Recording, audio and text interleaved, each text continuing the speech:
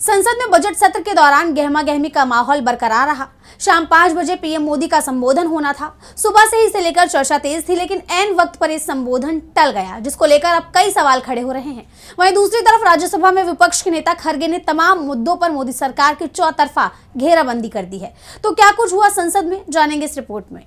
संसद में राष्ट्रपति के अभिभाषण पर धन्यवाद प्रस्ताव को लेकर पीएम मोदी का भाषण तय था। शाम 5 बजे पीएम मोदी भाषण देने वाले थे, लेकिन शाम को पीएम के संबोधन से कुछ ही देर पहले इसके टलने की खबर आई, जिसके बाद सदन की कार्यवाही 5 फरवरी तक के लिए स्थगित कर दी गई। जबकि 5 फरवरी को पीएम राज्यसभा में बोलने वाले थे, लेकिन अब ये तारीख आगे बढ़ गई है। उधर राज्यसभा में विपक्ष के नेता मल्लिकार्जुन खड़गे ने केंद्र सरकार और प्रधानमंत्री पर तीखा हमला बोला। खड़गे ने डेटा का हवाला देते हुए आरोप लगाया कि प्रधानमंत्री संसद में सवालों से बचते हैं। उन्होंने दावा किया 16वीं और 17वीं लोकसभा में 8,123 सवाल पूछे गए। कितने?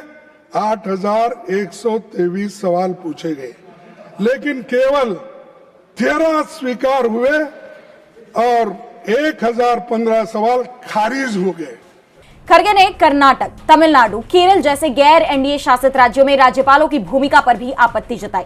उन्होंने कहा कि राजभवन अब भाजपा और आरएसएस का दफ्तर बन गया है और राज्यपाल केंद्र के एजेंट के रूप में काम कर रहे हैं। इसके अलावा उन्होंने देश में बढ़ती बुलडोजर पॉलिटिक्स, अल्पसंख्यकों की सेलेक्टिव टारगेटिंग और चर्चों पर हो रहे हमलों का मुद्दा उठाते हुए इसे लोकतंत्र के लिए खतरे की घंटी करार दिया।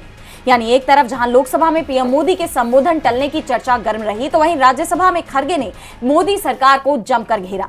अभी बजट सत्र के जारी रहने के दौरान विपक्ष की तरफ से दोनों ही सदनों में सरकार की घेराबंदी तेज हो सकती है, यह तय माना जा रहा है। अब सबकी निगाहें 5 फरवरी पर टिकी हैं। देखना यह होगा कि पीएम इस दिन लोकसभा में बोलते हैं या नहीं। डीबी लाइव की रिपोर्ट।